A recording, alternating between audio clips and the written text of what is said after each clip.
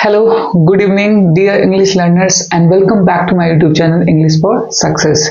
Today we are going to discuss noun case. Noun case क्या होता है जिसको हम लोग संज्ञा कारक कह सकते हैं. What is the noun case? Noun case refers a noun function in a sentence, right? Noun case क्या है?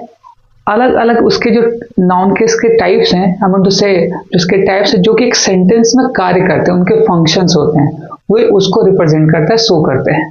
तो आज की क्लासेस में हम लोग इसी को डिस्कस करने जा रहे हैं. आप देख सकते हैं ये चार्ट मैंने यहाँ पे प्रिपेयर किया है, जहाँ पे मैंने नॉमिनेटिव, पजेसिव, ऑब्जेक्टिव और रिफ्लेक्सिव के कॉलम्स मैंने यहाँ बना है. आप देख यहाँ पे मैंने एक एक्स्ट्रा रिफ्लेक्सिव प्रोनाउन का कॉलम बना के यहाँ पे मैंने बनाया है. I will explain everything. तो जो लर्नर्स मेरे वीडियोस को पहली बार देख रहे हैं, मेरे सेशन को पहली बार देख रहे हैं, उनसे रिक्वेस्ट यही होगा कि वो मेरे प्रीवियस सेशंस को देखें और वो सारे वीडियोस को देखें, और तभी जाकर ये आपका ये आज का जो सेशन होगा क्लियर हो पाएगा. ओके, सो शुरू करते हैं. Let's get started.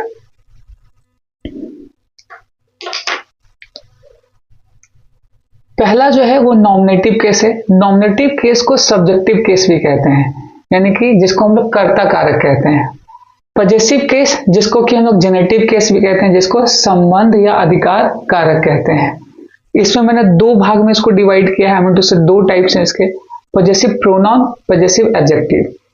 जो थर्ड है ऑब्जेक्टिव और एक्यूजेटिव केस, जिसको कि हम लोग कर्म कारक कहते हैं. टिपिकली हम कह सकते हैं कि नाउन केस के थ्री टाइप्स ही हैं as per the grammatical rule. Okay, जो मैंने यहाँ रिप्रेजेंट किया है. ओके, जो यहाँ आप देख सकते हैं. ये जो फोर्थ पार्ट आप देख रहे हैं रिफ्लेक्सिव प्रोनाउन, मैंने यहाँ इसको as a extra information point of view से यहाँ पे इंक्लूड किया है, ऐड किया है. क्यों?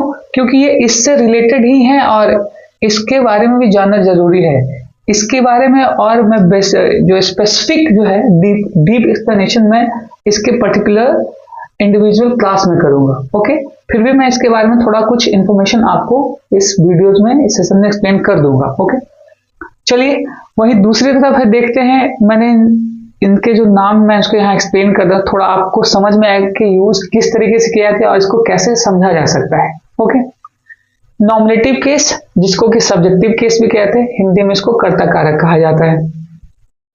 नाउन और pronoun is used as the subject of the verb, यानी कि सब्जेक्ट किसको कहते हैं? नॉमिनेटिव केस को ही सब्जेक्टिव केस कहते हैं. तो सब्जेक्ट क्या होता है? सब्जेक्ट वो सारे वर्ड होते हैं, noun, pronoun, thing. Noun pronoun specially जो वर्क करते हैं, जो कार्य करते हैं, जिसको डूअर कहा जाता है, राइट, या जिसके बारे में कहा जाए, या तो वो एक्टिव हो या तो इनएक्टिव हो, होगा वो सब्जेक्ट ही. ओके, और इसके बारे में स्पेशली मैंने अपने प्रीवियस सेशन में बहुत अच्छे से एक्सप्लेन किया है, तो आप वहां जाके देख सकते हैं, मेरे वीडियो के लिस्ट में वो मेंशन है. Okay, second possessive case. Possessive case को जेनेटिव केस भी कहते हैं, जिसको हम लोग संबंध या अधिकार कारक कहते हैं.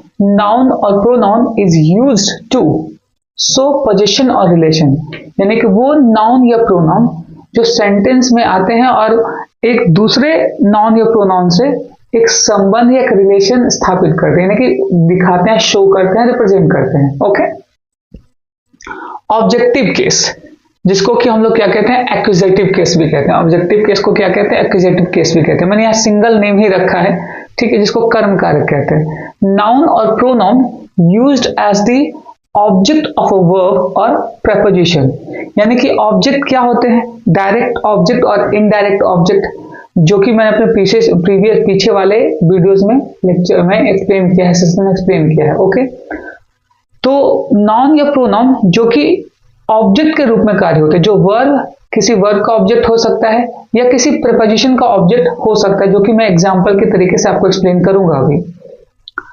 डेटिव केस, यहाँ पे इसी के जो पार्ट हैं, डेटिव केस जिसको संप्रदान कारक कहते हैं, यानी कि नाउन और pronoun is used as a indirect object of the verb और प्रेपोजिशन. इन दोनों में समझिएगा, डायरेक्ट ऑब्जेक्ट में डायरेक्ट ऑब्जेक्ट या इनडायरेक्ट ऑब्जेक्ट दोनों हो सकते हैं, ठीक है, लेकिन डेटिव केस स्पेशली इसमें अक्सर हम लोग इनडायरेक्ट ऑब्जेक्ट की बात करते हैं, यानी किसी नाउन या प्रोनाउन जैसे किसी वर्ब या प्रीपोजिशन के बाद अक्सर डायरेक्ट ऑब्जेक्ट यूज किया जाता है, तो उसको हम लोग क्या कहते हैं, हम जैसे डेटिव केस कहते हैं। Okay, vocative case, what is vocative case, जिसको संबोधन कारक कहते हैं, संबोधन करना। नाउन और pronoun is used to address a person directly, यानी कि नाउन या प्रोनाउन जिसका यूज किया जाता है किसी पर्सन को एड्रेस करने के लिए, उसको संबोधन करने के लिए। ओके, तो उसे हम लोग क्या कहते हैं, वोकेटिव केस कहते हैं। आई होप कि आपको एक्सप्लेन हुआ होगा, से क्लियर हुआ होगा ये जो मैंने एक्सप्लेन किया है। अब चलते हैं इस चार्ट पे। I think you people are quite familiar with that chart, और स्पेशली नॉमिनेटिव और सब्जेक्टिव केस आप आसानी से इसको समझ सकते हैं। ये हम लोगों ने प्रीवियस सेशन में भी, प्रीवियस क्लासेस में भी हम लोगों ने डिस्कस किया था, राइट। आई जो कि फर्स्ट पर्सन का सिंगुलर और बी क्या है प्लूरल, तो मैं इसको अभी इस तरीके से एक्सप्लेन नहीं करूंगा, मैं डायरेक्टली चलता हूं चार्ट पे, ठीक है। आई, इसका पॉजेसिव प्रोनाउन होता है माइन, पॉजेसिव एडजेक्टिव क्या होगा, माई। ऑब्जेक्टिव केस में क्या होगा, मी, और रिफ्लेक्सिव प्रोनाउन में क्या होगा, माई सेल्फ। यहां पे थोड़ा मैं एक्सप्लेन कर दूं, सेल्फ और सेल्व्स, ठीक है। सेल्फ यूज होता है सिंगुलर के लिए और इसको सेल्व्स होता है प्लूरल के लिए। मैंने यहाँ इसको एक्सप्लेन कर दिया है, यहाँ पे सेल्फ और सेल्व्स दो तरीके से यूज किए जाते हैं। B, possessive pronoun ours, possessive adjective our, right. Objective case में अस और रिफ्लेक्सिव प्रोनाउन में आवरसेल्व्स। उसी तरीके से यू जो कि सेकंड पर्सन है, यू का possessive pronoun yours, adjective case में योर और ऑब्जेक्टिव केस में यू, रिफ्लेक्सिव प्रोनाउंस में योरसेल्व्स, राइट। ही का पॉजेसिव प्रोनाउन क्या होगा, हिज, पॉजेसिव एडजेक्टिव हिज और ऑब्जेक्टिव केस में हिम और रिफ्लेक्सिव प्रोनाउन में himself. Okay,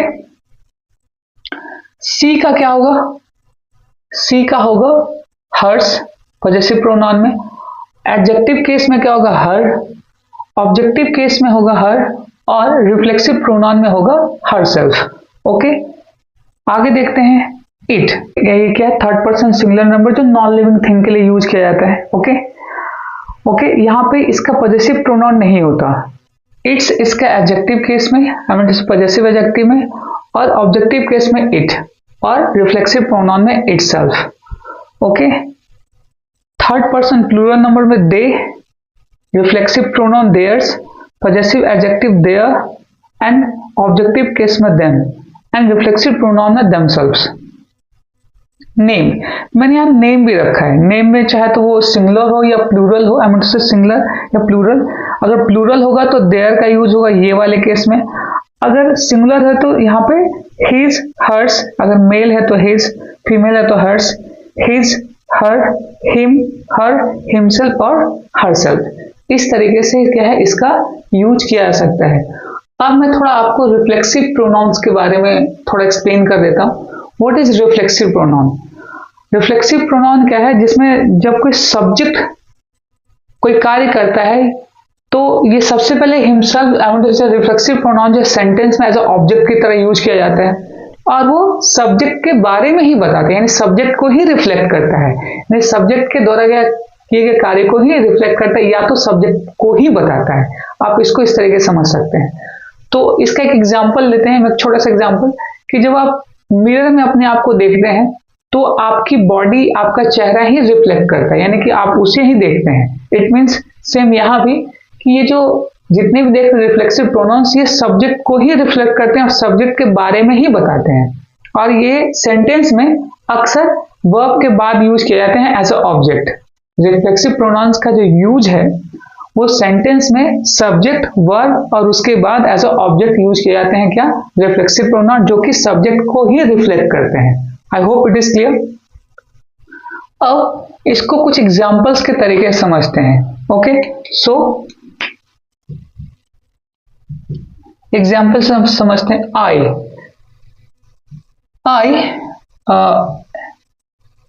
teach them, right. मैं उन लोगों को पढ़ाता हूं, राइट। आई सब्जेक्ट हो गया, टीच यहाँ पे मेन वर्ब हो गया, देम यहाँ पे क्या है, ये इनडायरेक्ट ऑब्जेक्ट है। देम यहाँ पे क्या है, इनडायरेक्ट ऑब्जेक्ट है। अब यहाँ पे ऑब्जेक्ट डायरेक्ट और इनडायरेक्ट होने की क्या शर्त है, क्या कैसे पहचाना जाता है, डिफ्रेंशिएट कैसे करते हैं, मैंने आपको प्रीवियसली बताया है। फिर भी यहाँ जो ये वर्ब है, एक्शन वर्ब, जिसको कि हम लोग ट्रांजिटिव वर्ब कहते हैं, वो अक्सर क्वेश्चन पूछता है व्हाट या whom का। तो व्हाट का जो जवाब मिले वो क्या होता है, डायरेक्ट ऑब्जेक्ट, और whom का, किसे या किसका जवाब मिले तो वो क्या होता है, इनडायरेक्ट ऑब्जेक्ट होता है। तो यहाँ पूछा जा रहा है टीच व्हाट, whom, them, तो them यहाँ पे क्या है, इनडायरेक्ट ऑब्जेक्ट। अगर मैं यहाँ एक और सेंटेंस वर्ड जोड़ता, आई टीच देम इंग्लिश, मैंने यहाँ एक और वर्ड जोड़ा, आई टीच देम इंग्लिश, तब यहाँ दो दो क्वेश्चन होते हैं, teach whom, them, what, English. तो इंग्लिश यहाँ पे क्या होता, direct object. I hope it is clear. चलिए और भी कुछ एग्जांपल्स ले लेते हैं।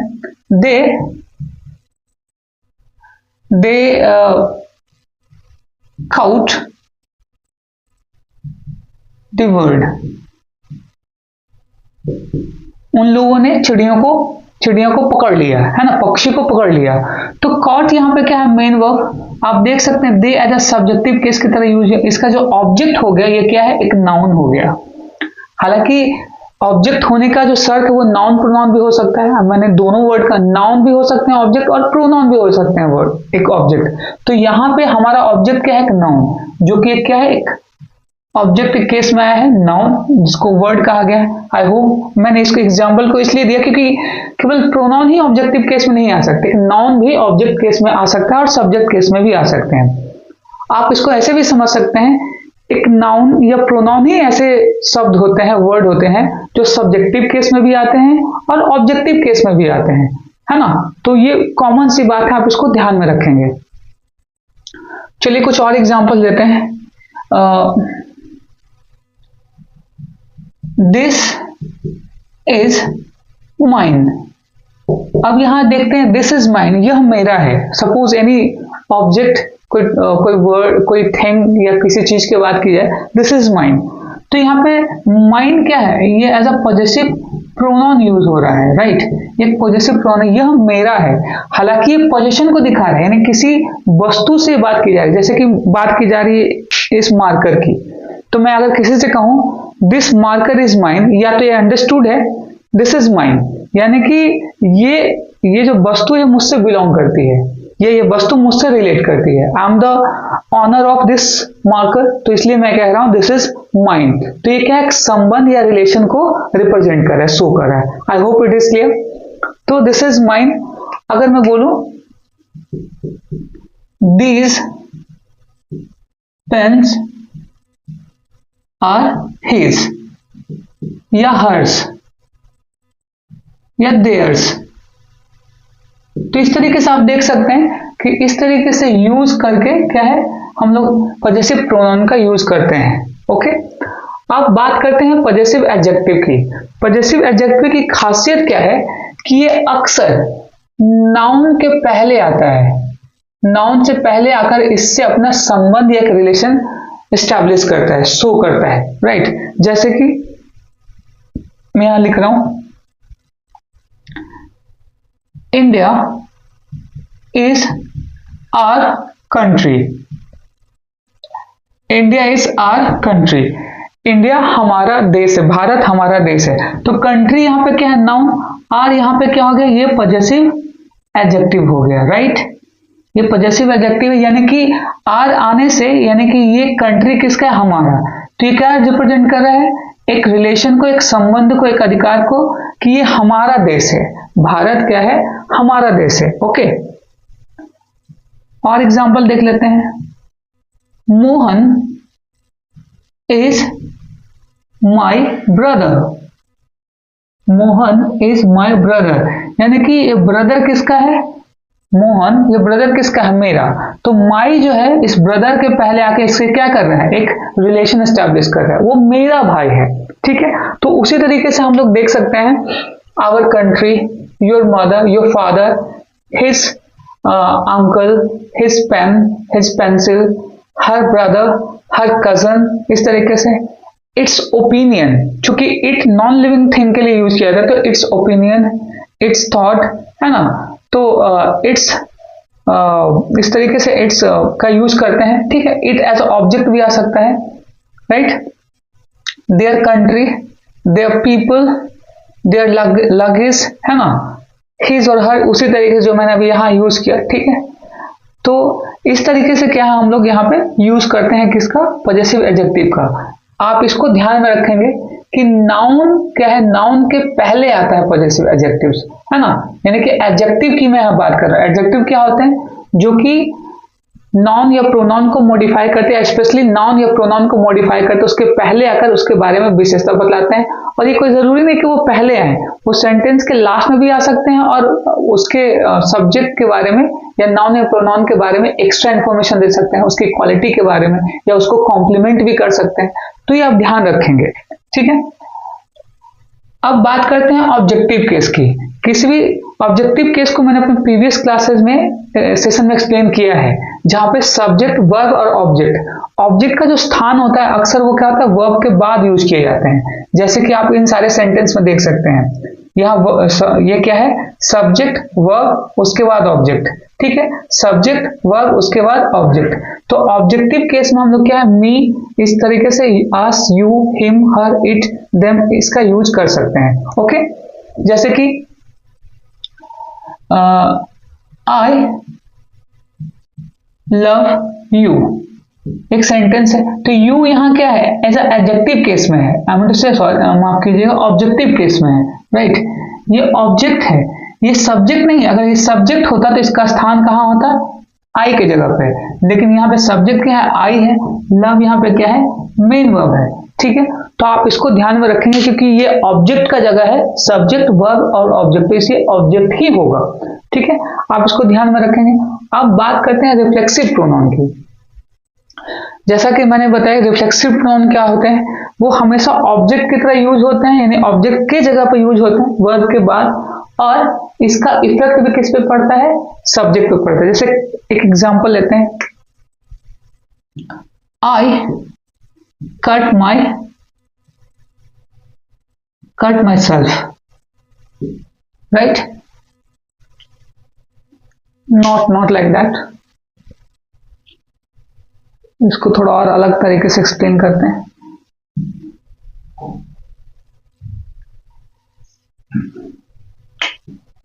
शी हर्ट हरसेल्फ, इस सेंटेंस को देखते हैं। अब यहाँ पे सी हर्ट हरसेल्फ, उसने खुद को चोट पहुंचा ली।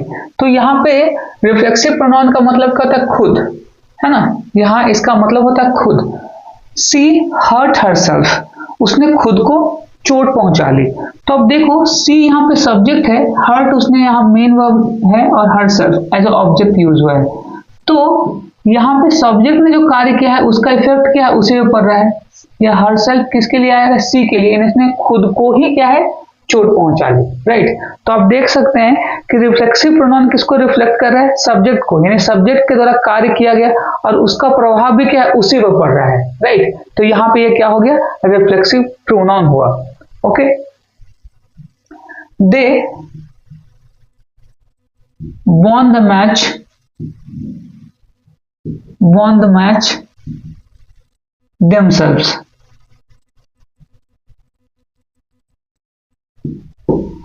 उन लोगों ने जो मैच है खुद ही जीता, राइट, खुद ही जीता। तो ये दे देमसेल्फ जो है किसके लिए आया है, दे के लिए आया है, यानी कि दे ही ने क्या है, खुद ही उन्होंने जीता है, राइट। ये एज अ ऑब्जेक्टिव केस भी आया है। अब यहाँ पे देखिए, यहाँ पे ऑब्जेक्ट की जगह पे यहाँ they won the match themselves, यहाँ पे दो ऑब्जेक्ट है।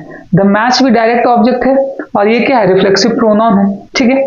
तो यहाँ पे देमसेल्फ किसको रिफ्लेक्ट कर रहा है, देखो, उन लोगों ने खुद मैच जीता, यानी कि खुद के बदौलत या खुद एफिशिएंसी लगा के, एफर्ट्स लगा के खुद जीता, वो तो बात की बात है। दे won the match themselves, okay. तो ये हमारे क्या होगा, रिफ्लेक्सिव प्रोनाउन। इस तरीके से क्या हम लोग रिफ्लेक्सिव प्रोनाउन का यूज करते हैं। आप ये जो चार्ट देख रहे हैं नाउन केस का, जहां पे मैंने आपको हर एक वर्ड को, एक पॉइंट को एक्सप्लेन किया है। आई होप कि आज का सेशन आपको अच्छा लगा होगा। और इस पे मैं एक पर्टिकुलरली एक पेज पे एक्सरसाइजेज भी लेकर आऊंगा कि जहाँ पे मैं अलग अलग सेंटेंस को रिप्रेजेंट करूंगा और एक्सप्लेन करूंगा कि इस हर एक वर्ड को, कि जहाँ पे हर एक नाउन का और प्रोनाउन का और केस का किस तरीके से यूज किया गया है। ओके, तो आज के लिए इतना ही। I hope you like my videos. If you like my video, please subscribe and share my videos as much as possible. Okay, that's all for the day. Namaskar.